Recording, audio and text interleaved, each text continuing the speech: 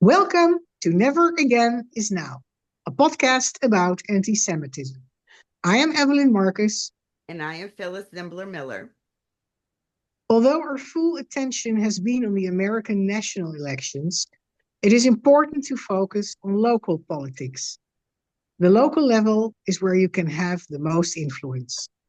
This is especially important now that cities throughout the Western world have become less friendly to Jews. A case in point today is in West Hollywood, California. We will discuss how concerned Jewish citizens are getting involved there with who gets elected in their city. Our guest, Dylan Hosier, has a leading role in this. He is the Chief Executive Officer of the Israeli American Civic Action Network. Dylan, welcome to our show and thank you for coming on. Thank you so much, Evelyn and Phyllis. It's great to join you today.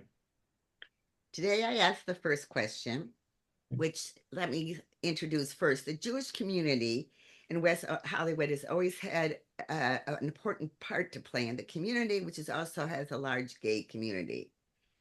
And now the leadership of West Hollywood has suddenly turned unfriendly towards the Jews. Could you tell our listeners about this, please? Yeah, so first, I think it's important to give a little bit of history about West Hollywood and how the electorate kind of took shape over decades. So the city of West Hollywood previously was an unincorporated part of the county of Los Angeles. It used to be called the town of Sherman. And in 1984, they actually incorporated and voted to become a city. And actually, so this year, I believe at some point this month, they're celebrating the 40th anniversary of the city of West Hollywood. At that time, there were three main groups who came together to form the city of West Hollywood. One, of course, Phyllis, as you mentioned, is the LGBT community. Second are renters. There was a major issue around the city of Los Angeles at that time regarding rent control, and the market was rising, and so renters came together in West Hollywood to make sure they had a rent stabilized city. And then finally, you had a significant part of FSU Jews, or former Soviet Union Jews, who settled in West Hollywood and became really all three of them became a pillar of pillars of the community. So much so, actually, that the city of West Hollywood has a third official language. Yes, English. Yes, of course, Spanish. We are in LA County, but also Russian is on all of the official materials in the city of West Hollywood. So you can really see the extent of the community there and how significant the Jewish community is. If we fast forward to today, we estimate, and it's tough to judge, the numbers exactly, but I've seen percentages as low as 10% of the community is Jewish and as high as 30% is Jewish. I think it's probably somewhere in the middle, and of course, the community is very transient as well.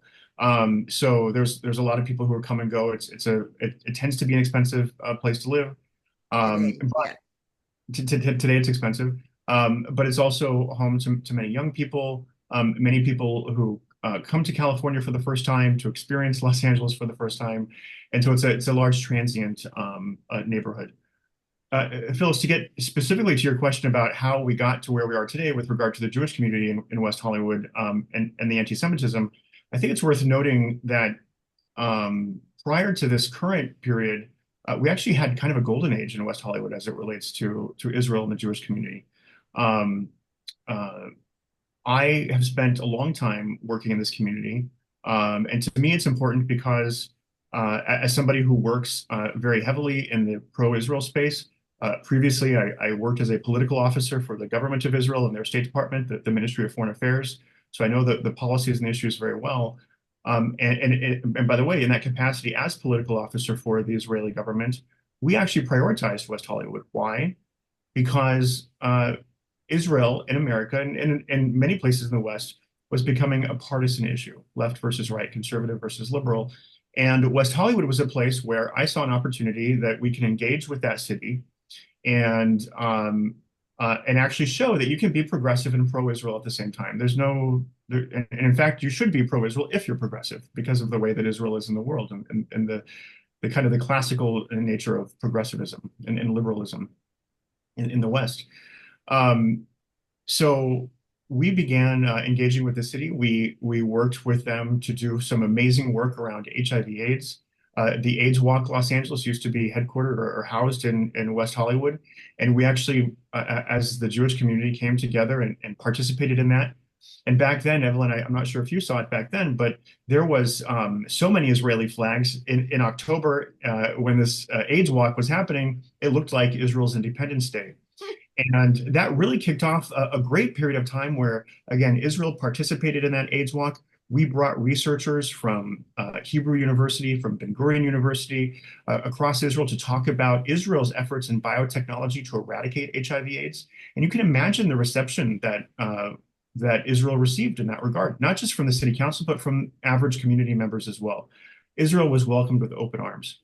And from then on, it really blossomed into a beautiful relationship where West Hollywood, by the way, in 2016 was one of the first cities in California to endorse the state's anti-BDS legislation. Um, uh, West Hollywood has adopted the IHRA, the International Holocaust Remembrance Alliance definition of anti-Semitism, and they've done Which includes anti-Zionism as anti-Semitism. Yeah. absolutely, which includes anti-Zionism as anti-Semitism. And by the way, that vote was unanimous in West Hollywood. There was not one person who voted against it on the diet. And this was in what year was this voted? This was voted in 2022, just 2 years ago, September of 2022. This was Okay, voted. so that's important to note. Yep. Okay, keep going. And so I think, and that's a great segue, Phyllis, because that's when things started to change, unfortunately. During the last election and in the past 2 years have been a complete reversal of the good work that we did over the previous decade in West Hollywood. And this goes to show where one election can change everything. So we had great friends on the city council all through those years. And there was a candidate who won in the last cycle. Her name is Chelsea Byers. She is now currently the vice mayor of the city of West Hollywood. For those who don't know, and I'll just say it very quickly, the mayor and vice mayor of the city in West Hollywood, they rotate through. So it's a five-member council, five-member city council, and they choose one amongst themselves to be the mayor, and they choose from one amongst themselves to be the vice mayor, and then they rotate through each election. So Chelsea Byers is currently the vice mayor, and this podcast is very timely that we're recording it because she is soon to be mayor, and potentially when this airs or goes live, she will be the mayor of West Hollywood because of the way that the system works. And so, why is this person so concerning? This person is so concerning because, for those who don't know, the city of West Hollywood, the city council is a part-time council. They do not work as city council members full-time. Also in West Hollywood, the city council is at large, meaning if you're living in the city of Los Angeles or in some other cities, you have council districts. There are no districts in West Hollywood, so all five council members are voted at large by all the members, all the voters in the city. So unfortunately, this Chelsea Byers won in the last election, and her day job is to work at an organization called Beautiful Trouble. And Beautiful Trouble is a 501c3 nonprofit that What is a 501c3 nonprofit? Sorry, say it again. What is that? A 501c3 Like nonprofit? to go tell our audience. Sure. Great question. So a 501c3 nonprofit is effectively a charitable NGO. It's a non-governmental organization that that does some sort of charitable work. In the United States, it can be in education, it can be in health, it can be in many different sectors. 501c3 organizations, charitable organizations, are not typically involved in politics. And so it is interesting They get tax exemptions, right? and they get tax exemptions. It's very important. That's a very, thank you, Evelyn. That's a very important thing to bring up because we subsidize these organizations, right? Yeah. Taxpayers subsidize. How do we subsidize these organizations? Not only do the organizations get exemptions from revenue, right? Most entities in most countries, if you're a for-profit or LLC, when you bring in revenue, you pay a percentage of tax. With nonprofits, when you bring in revenue, you pay nothing. And the operations of the organization are also exempt. So you're tax exempt in your operations as well. So Yeah. these organizations are heavily subsidized by the American taxpayer. And Um, they cannot therefore not be political. That's the rule, right? correct, Okay. because Okay. because the taxpayer subsidizes these entities. Yeah. We want So to what's with her organization? Beautiful, what was it? Trouble. Beautiful Trouble, unfortunately. Yeah, it's a great name. It's not so beautiful, but it's a lot of trouble. It's an extremist organization. So Israel is one of the many issues that they talk about.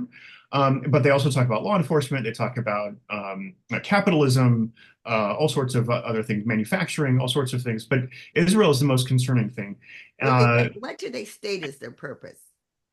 So they state their Trouble. purpose. Yeah, so they state their purpose is to that's a great question. I don't know that they actually have kind of like a mission statement that's public where uh they say exactly what they do in reality because they have a mission and then they have they have what they do and they have what they say they do. So what they say they do is to educate people about how to engage in protest or actions that direct actions, like the encampments. They literally published a guide uh, uh, after 10/7, after the October 7th attacks in Israel. They published a guide on how to establish an encampment on your university. And why is And So that we not have considered political? so we have an encampment organizations leader who is becoming the mayor of West Hollywood, is what you're saying. yeah, among other things, to me, I would say it's not just the encampments, but it's also they gave funding and grants to any kind of activities, any kind of anti-Israel activities. It could be hosting some sort of event or blocking a road or many different kinds of illegal activities that this organization funds. So it's not only that teaching the know-how. They don't just talk about how to engage in the activities. They also provide financial grants to anybody who applies to participate in this activity as well. How is that And not considered? I also remember, Dylan, when I still lived in West Hollywood before 2020, that there was suddenly a BDS event sponsored by the city. Yes. So in December of 2019, and I think I think it was 2019, there was a film. I'm not going to give the title because I don't want to promote the movie, but it was a disgusting distortion of Israel's establishment. And the city rubber stamped it, and this film played in council chambers, and Yeah. it gave disgusting blood libels like that Jews in 1948, when they were fighting for their independence, put Palestinian babies in ovens. I mean, it's disgusting, outrageous blood libels like that. And this was again subsidized by the taxpayers in West Hollywood because this was a public event sponsored by the city council and promoted by the city council. Um, In spite of their anti-BDS legislation. right. So what's interesting is uh, so there's actually two pieces of anti-BDS legislation that are relevant to the city of West Hollywood that Could you many people explain don't know about. BDS for people who might not know what it stands for? Absolutely, yeah. So BDS, that is boycott, divestment, and sanctions against Israel. BDS. It's a movement that started around 2003 in its contemporary form. But a boycott of Israel, of course, has been spoken about by the Arab states since the 20s with the Arab League, a boycott of Jews. You mean Uh, 1920? 1920s, yeah, sorry, 1920s. And this latest incarnation that kind of started around 2003 is more of a civil society approach where it's not governments necessarily that are involved in it, but it's people on the ground. But there is government involvement. There's government sponsorship through Arab states and Gulf states in the region that support this, unfortunately. And we see the effect of it on the ground, right? Qatar putting a lot of money into these universities and these groups that are engaging in this activity. So, yeah, so that's what BDS is. And in West Hollywood, there are actually two BDS laws that apply. Unfortunately, the state law didn't apply in the case of this film, and because of the First Amendment, which allows this kind of thing. But also in the city of West Hollywood, if you do Freedom business, of speech. You mean freedom of speech? First Yeah, Amendment, First Amendment yeah, freedom. Yes, yes. yeah. And we don't have to go into the minutia of all of that, I think, at this point. But what you're basically saying is we've seen boycotts of Israel events sponsored and paid for by the city of West Hollywood in 2018. We now see somebody become a mayor in West Hollywood who is leading an organization that organizes encampments and supports encampments against Israel and for Hamas. Yeah.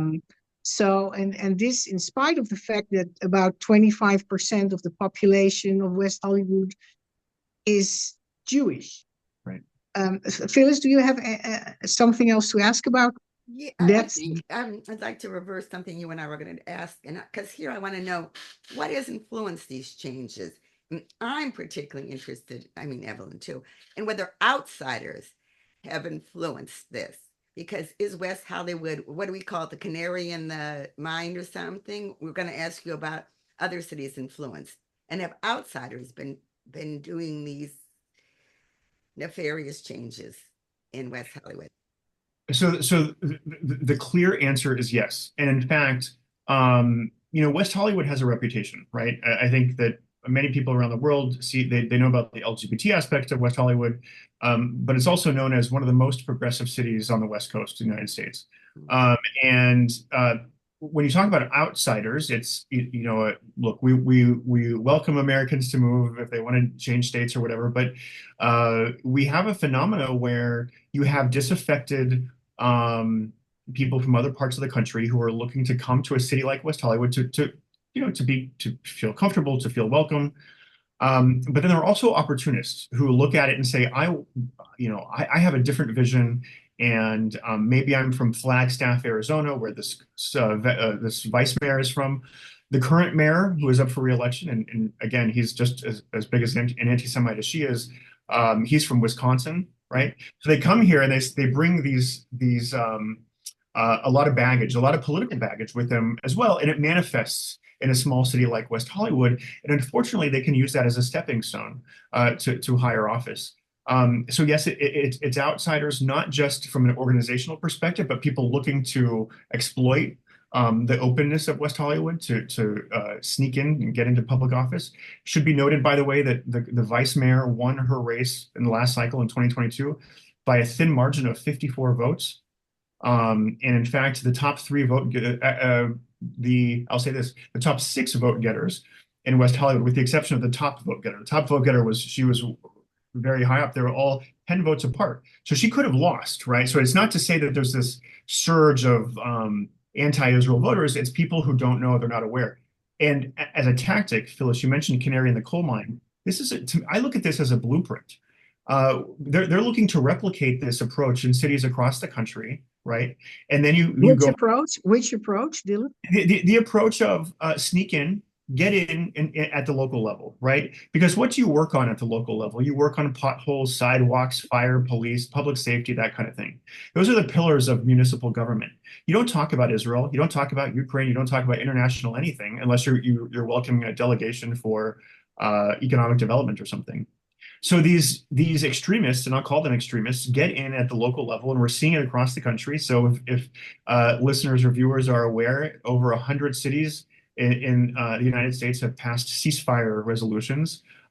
Some of them are okay. 95% of them are very bad, and they're meant to harm Israel and harm U.S.-Israel relations.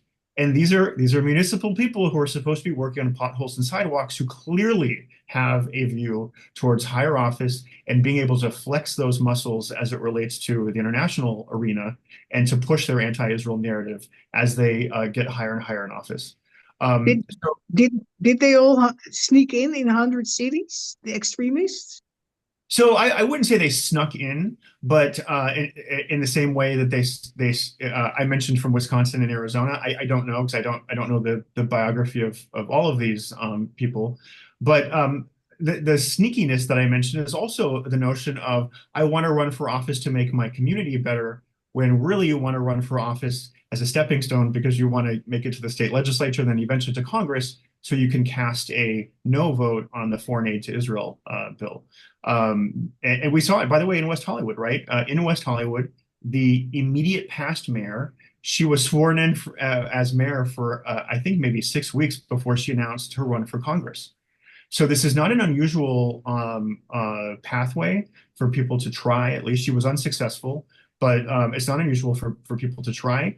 And Phyllis, to your point about how did this happen, a lot of it is because we don't understand that it's happening. We're kind of sitting back and we don't see these things up close.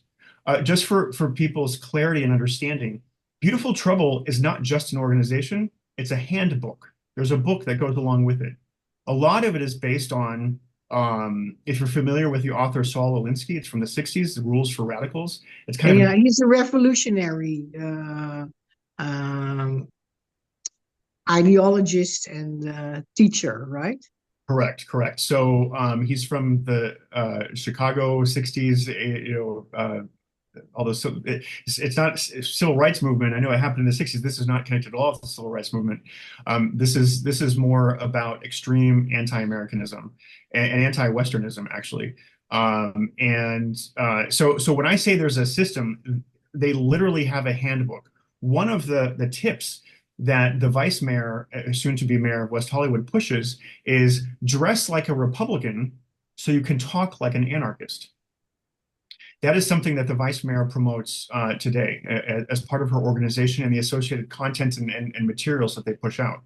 So, we really have a sophisticated group of people who are infiltrating and getting into these city councils with an eye towards, again, not filling those potholes and fixing those sidewalks, but with an eye towards higher office and pushing an extreme anti-American agenda. And West Hollywood is the bellwether, not just a bellwether, but the blueprint, in my view. And we need to be very careful about what happens here. Today, we have to be recording this on Election Day in the United States. So we'll see. Hopefully, things will change. There are 2 seats up for election in West Hollywood now.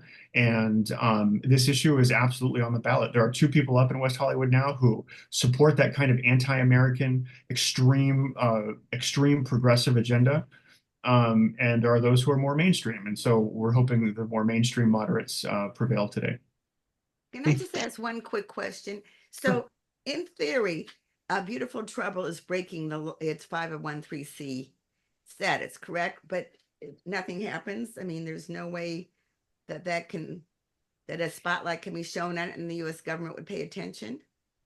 It's a great question. So there are many ways to skin a 501(c)(3). When I say skin a 501(c)(3), I mean to examine their operations and to make sure that they're compliant with the law. So Phyllis, just to your point, the activity that they're engaging in, this organization, I argue that it is in contravention of what their 501(c)(3) status allows. But that's not all. It's not just that they're engaging in a kind of political, kind of lobbying type activities, which goes against some of the core tenets of a 501(c)(3) charitable status in the United States. But they're also giving money to people who, in my view, are likely to have broken the law. So, for example, if that organization, and again, we're talking about an elected official who's giving grants to people who are breaking the law, most often in municipal laws, local government laws. So we've seen evidence that this organization has given grants, as I said, to encampments, but also to direct actions that put people in streets, like the Golden Gate Bridge, where they stood on the Golden Gate Bridge and shut down traffic, or where they're vandalizing signs or other kinds of activities. In my view, she's likely in violation of her 501(c)(3) status. That's number one. Also, there's an issue with her giving charitable, tax-deductible money to people who intend to use it to break the law. That's a big problem number two. Big problem number three is that just last week, the House Ways and Means Committee issued. You mean the government, the In country? Yes, yes. Sorry, it's the United States House of Representatives Congress issued a referral to the Internal Revenue Service. The Internal Revenue Service is the agency that governs these organizations. It referred some of the major funders. We're talking about Soros, Tides Foundation, Westpac. These are all groups that you probably have never heard of before, and there are millions and millions of dollars that are funneling through all these little entities. And for the first time, just this past week, the U.S. government and U.S. Congress has referred them for criminal investigation because of the misuse of the tax code and for misuse of dollars. Is there also foreign money involved that funds them? So I believe that there is foreign money. The foreign money that I think we're all most familiar with is Qatar going into universities and that kind of thing. I do think there's probably commingling of monies, but all that's being under investigation now. The U.S. government has not done a good job of tracking where this foreign money, especially from foreign governments, this foreign government money that has an interest in undermining our position in the world and Israel's position in the world, and we're not paying as close attention to it as we should be. There are currently bills in Congress now to address that issue, but they're not passed and they're not law. We need to do more to make sure those laws get on the books. So how does the Jewish population in West Hollywood feel these days now that the leadership of the city is turning so anti-Israel?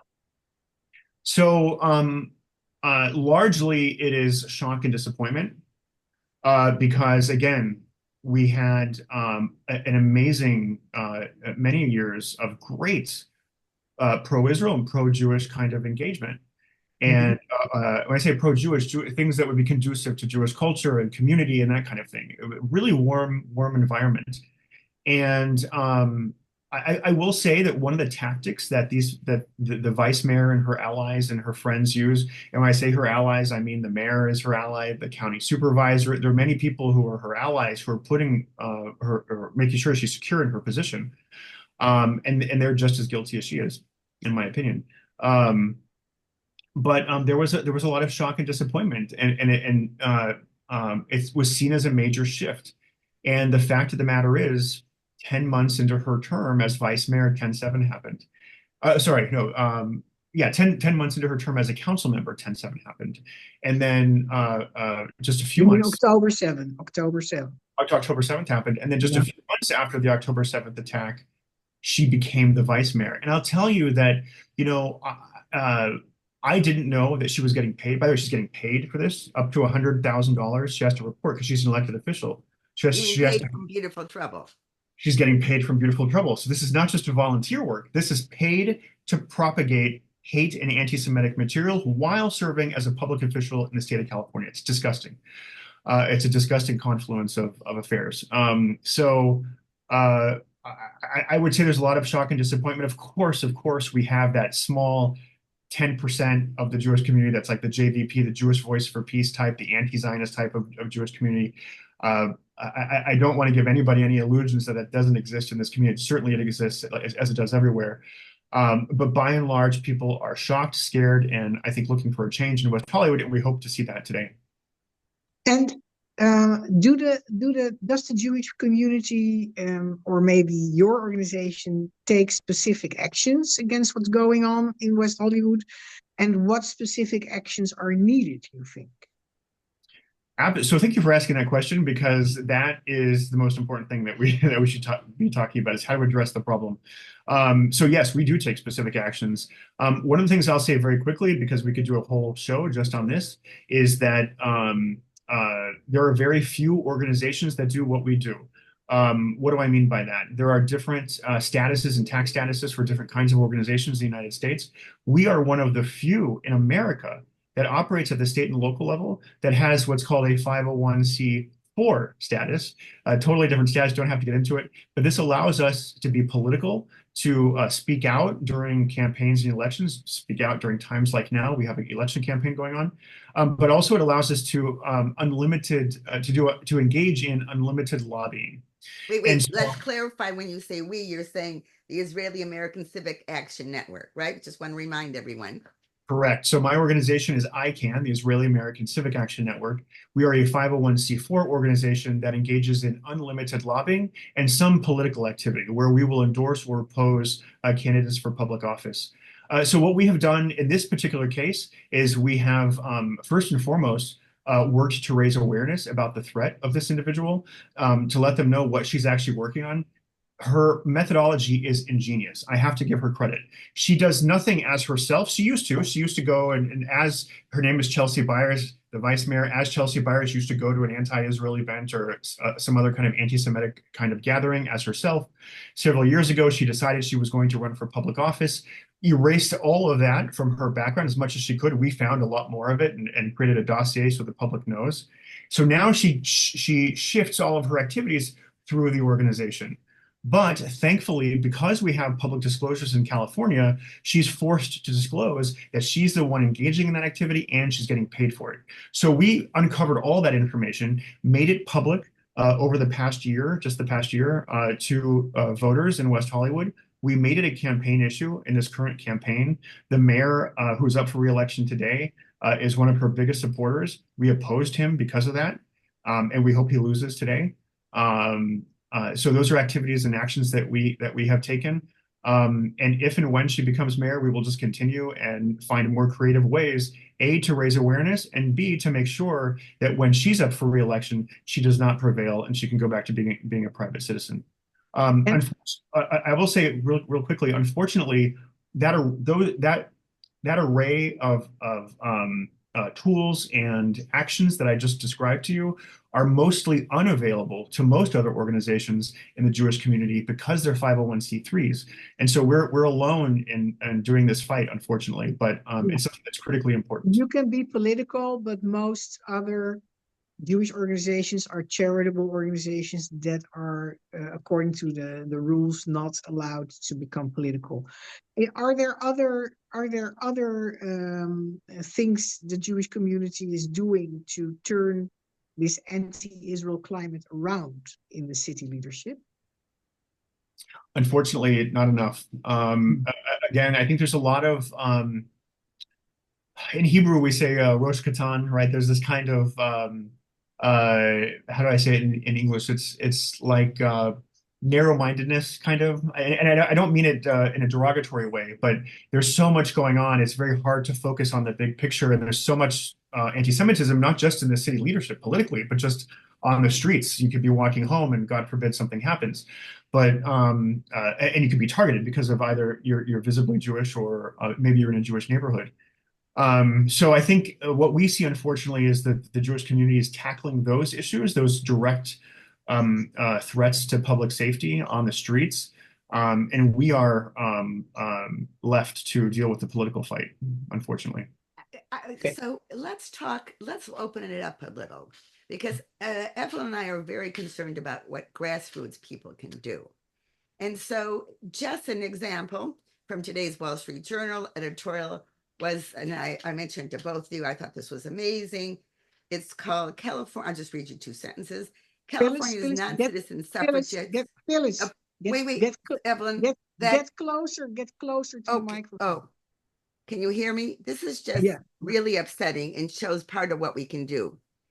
Quote, the state of Orange County, California could soon become America's latest city to let non-citizens vote for mayor and other local offices. That's if Measure DD passes Tuesday in Santa Ana, blah, blah, blah, unquote. So that's even more of a risk. It's not even enough that citizens are now being targeted by these outside forces.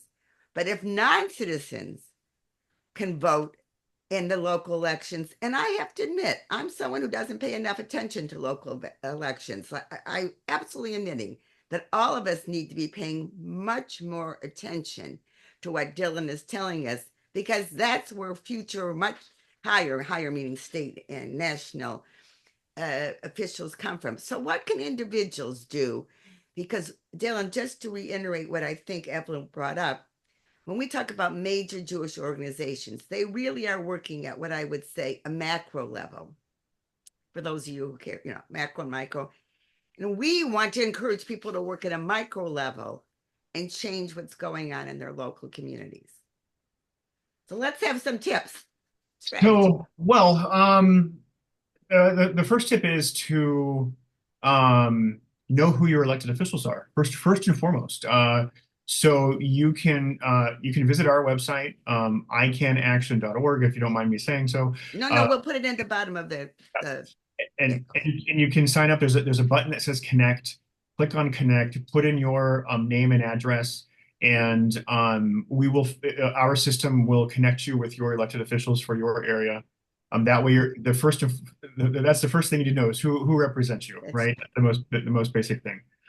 The second thing I would encourage people to do is to talk to their elected officials. They're not gods and goddesses who or kings and queens who can't be approached. They're average everyday people, and they work for you. If you're an American citizen and you're in your city and you have concerns, you have every right. And in fact, it is in the Constitution. Most people remember the First Amendment as the Free Speech Amendment.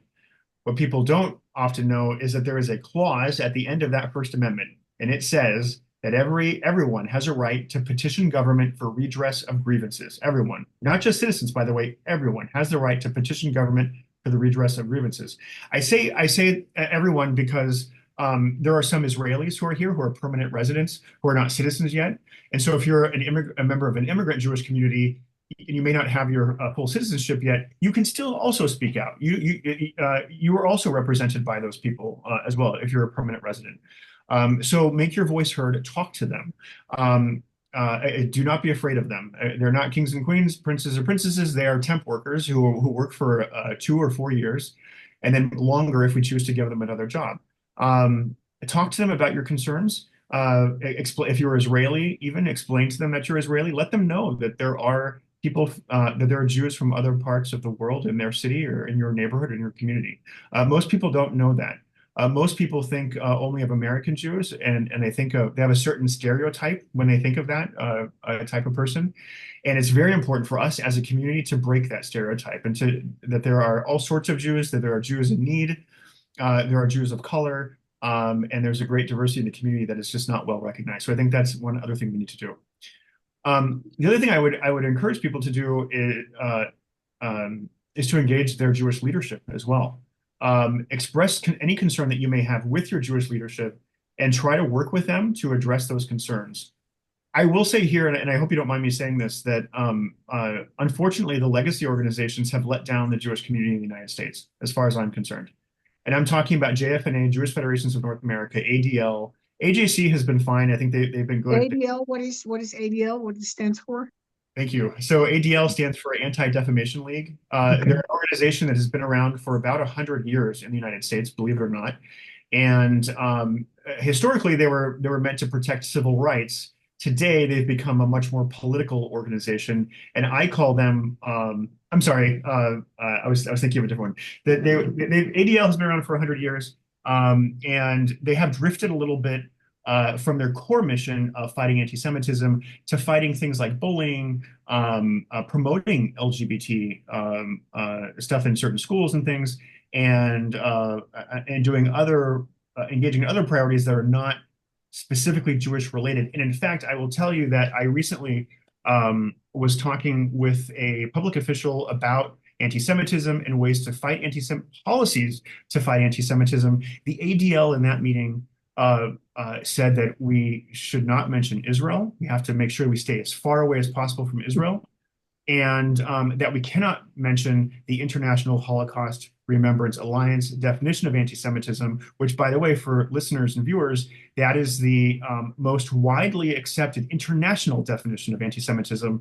It has been accepted by many states across the country. It's been accepted by the government, many countries, many states across the United States, and many cities. As I said, Los Angeles, West Hollywood, Beverly Hills, all of them have adopted this definition. And to have the ADL and the Federation both say that the definition is problematic because it mentions Israel, that's a huge problem in our community that we need to confront. And the The biggest problem is there are people lying about this. There are people not being honest and not being truthful about what these giant tens of millions of dollars, bloated, huge organizations are doing and what they're not doing. And I'm Was this the Anti-Defamation League in Los Angeles or in all of America and the Jewish federations? so the Anti-Defamation League is all over the United States, and the No, Jewish no, Federation. Evelyn means, do you see this problem only in LA, of the No, LA branch, or do you see no, it all over the it's country? all over. It's all over. It's It's also the CEO Greenblatt who says you cannot discuss Israel, because if I look on the website of the Anti-Defamation League, yeah.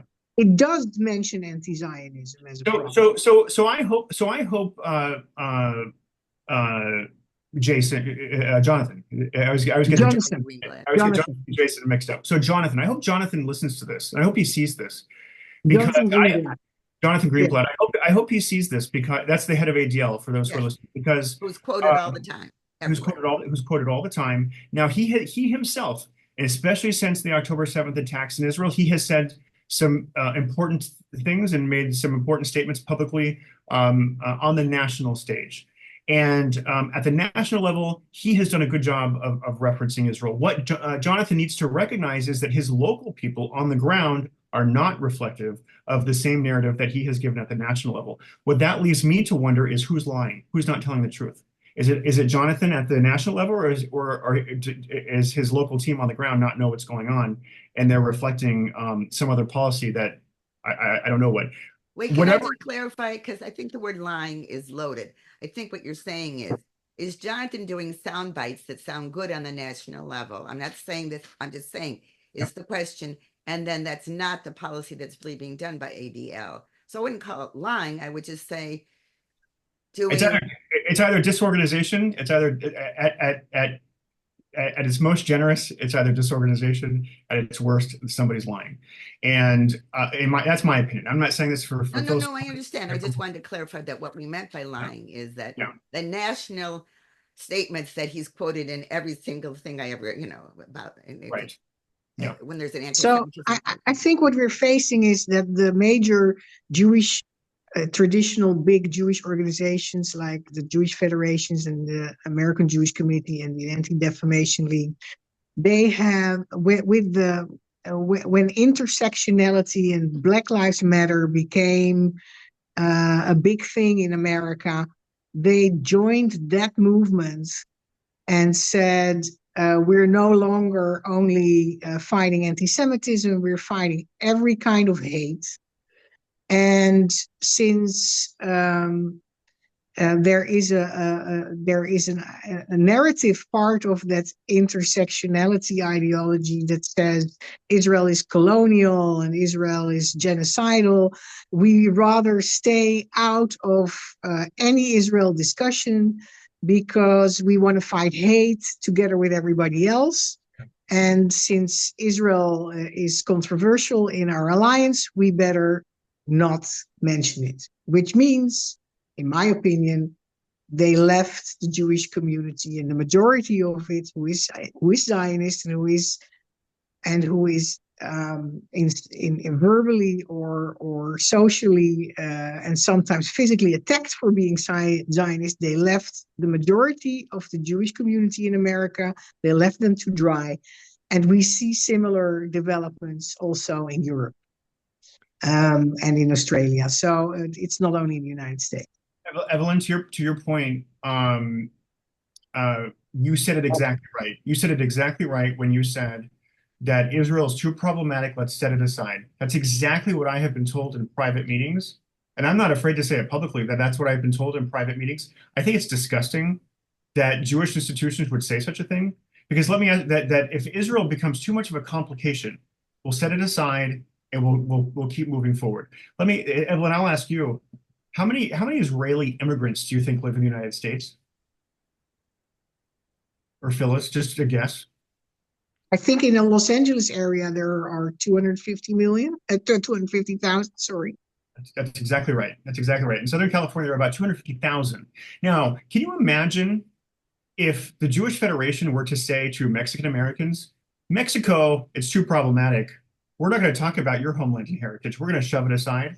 What is the Jewish Federation and the ADL saying to those Israelis who are immigrating to United, who are Jews Yeah, too, by the way, who are Jews too, who are immigrating to the United States to find I'm not saying a better life, a different life, whatever, for whatever reason they came here. What are they saying to those Jews? Do those okay.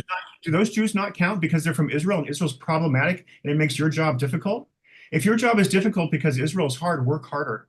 Don't shove Israel aside. That's my message. Oh, I like Yeah. that. Why don't you repeat that sentence again? My message to the legacy organizations is if working with Israel makes your life hard, work harder. It's not worth pushing Israel aside and pushing other Jews aside just to make your life and your job easier. You know, while we don't deal about the Holocaust a lot on this program, Yeah. Evelyn is the daughter of survivors, and I do a lot of Holocaust education. And Yes. I talked to you before this about a book I'm reading. Yeah. And I just don't understand how American Jews at the top of major American Jewish organizations don't understand how they are being, as I wouldn't call it narrow-minded, I would call it with blinders, Blinders. Yeah. as the Jews and others in Europe were, as Hitler's. I mean, if you read history between 1919 and 1939, it wasn't a secret what was going to happen. And Right. yet the Jewish organizations didn't do enough.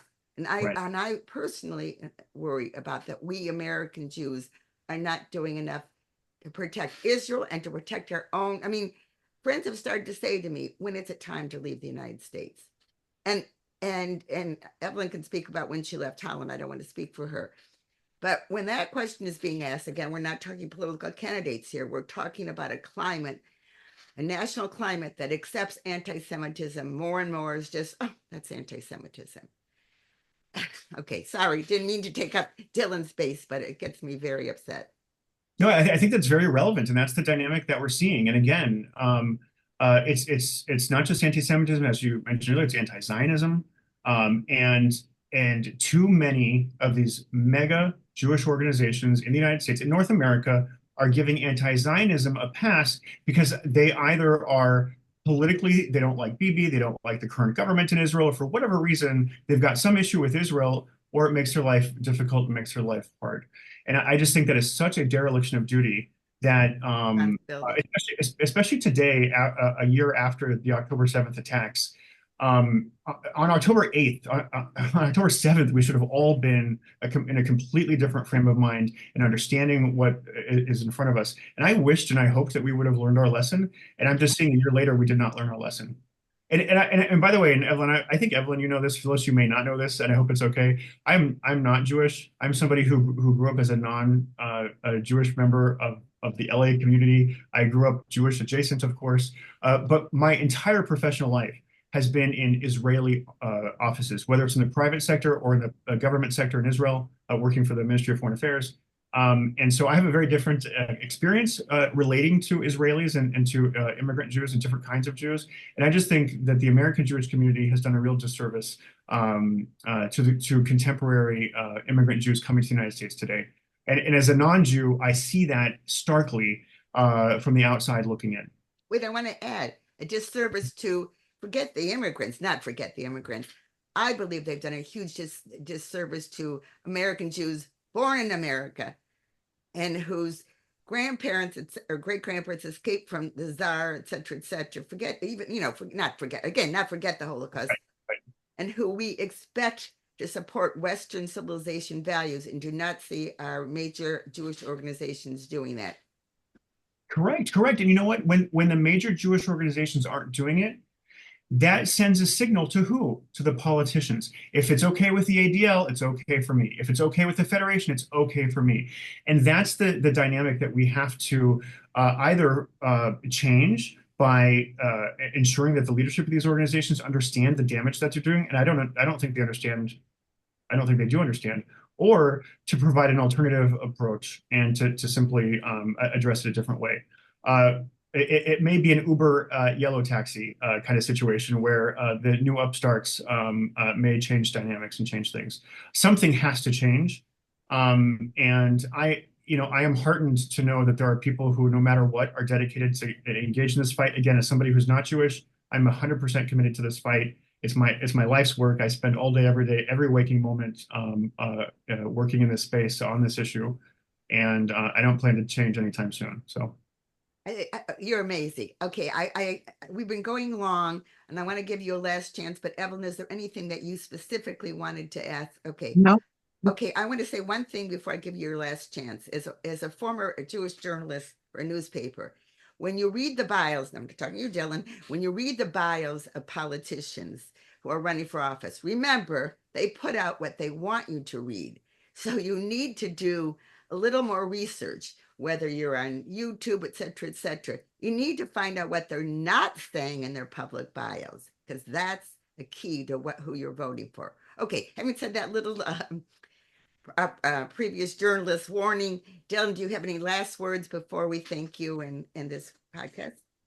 So I would just say that for anybody, whether you're in Europe or whether you're in North America, please know that number one, there are people fighting this fight on the ground. You may not see them, you may not hear them. They may not be the millions of dollars organizations that are out there, in New York, but a lot of us are on the ground doing the work. That's number one. Number two, do not let the world tell you that Israel is a problem. Israel is the solution to the problems that the world faces. It's not a problem to be shoved aside, to be ignored because it's inconvenient. Israel is the solution to so many problems that we face in the world. So please do not consider it to be a problem that needs to be ignored. And the last thing I would say is to be proud of, we should all be proud. Again, I'm not Jewish, but I'm in the community. I consider myself adopted to the community. And I think that we should all be proud of this community. We have so much to be proud of. And to express that as much as we can, especially to our elected officials, and especially on a day like today, on Election Day. Well, we are very lucky to have you as Jewish adjacent.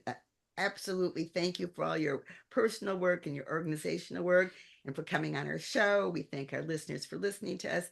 Those of you who would like to know more about other things that Evelyn and I do to fight anti-Semitism, you can go to Never Again Is Now podcast on Spotify, Apple Podcasts, and YouTube. And as we end every podcast, we say, please speak up against anti-Semitism and all hate.